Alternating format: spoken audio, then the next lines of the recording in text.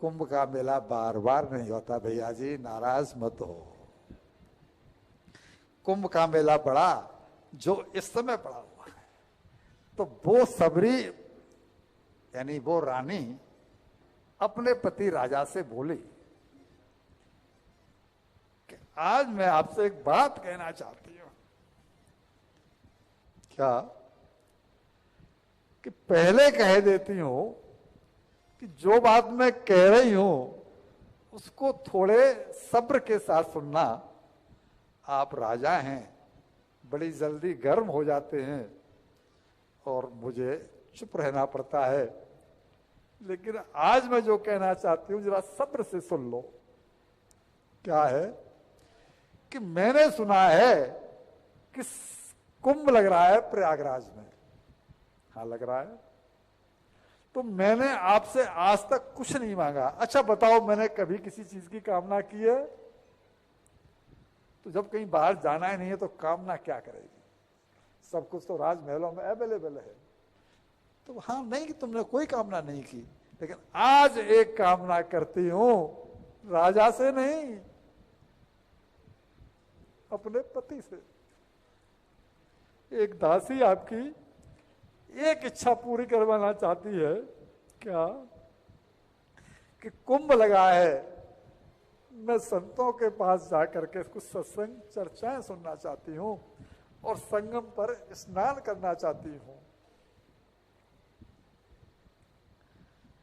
राजा ने विचार किया कि ये तो संभव ही नहीं है।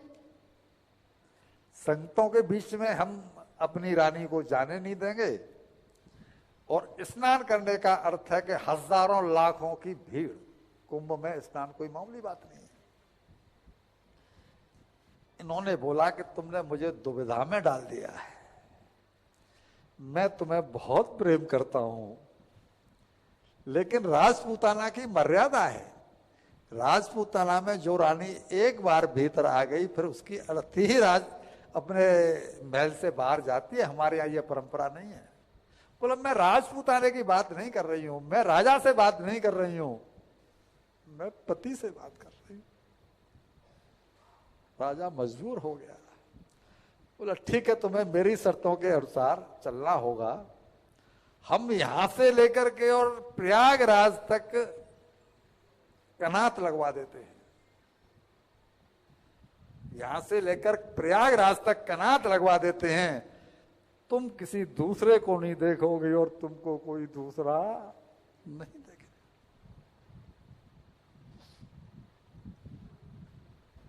मंजूर है। सवारी चली, प्रयागराज पहुंची, और प्रयागराज जब पहुंची तो कनात के अंदर ही अंदर है, लेकिन आवाज तो कानों से टकराएगी ना। इस पंडाल से उस पंडाल से रामायण की कथा गूंज रही है, कहीं भागवत की कथा गूंज रही है, कहीं शिव पुराण गूंज रहा है, कथाओं का चर्चा चल रहा है। संत लोग अपने अपने रसों में सराबोर कर रहे हैं जनता को। जनता सुख ले रही है। फिर बोली कि यहाँ रामायण की कथा हो रही है, मैंने बचपन से रामायण को सुना है, एक आधे घंटे मुझे वहां बैठ जाने दें। राजा ने डांट दिया, यह संभव नहीं है, संतों के बीच में हम तुमको नहीं जाने देंगे। मन महसूस के रह गई सबरी। सॉरी, सबरी आज चलो सबरी में प्रयोग कर रहा हूं, अब मुझे सबरी बनी है। मन महसूस कर रह गई। तुमने जो दूसरी इच्छा प्रकट की है ना, उसे पूरी कर लो। संगम पर स्नान करना है, संगम पर स्नान करा देते हैं। तो वही कनातों में और संगम पर पहुंचाया गया रानी को। इतना उसका हृदय छीज गया कि ये कोई जीवन है।